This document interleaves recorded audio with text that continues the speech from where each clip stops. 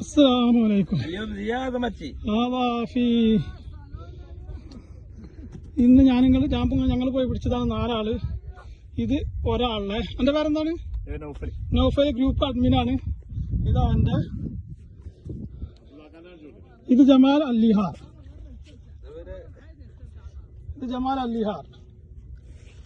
അബ്ദുല്ലാക്ക എങ്ങനെയാണ്?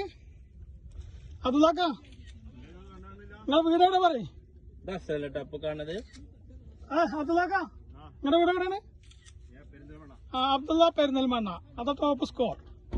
ഇത് എന്റെ പേരെന്താണ്? അഫ്സൽ വല്ലപ്പുഴ. ഇത് വല്ലപ്പുഴ അല്ലേ?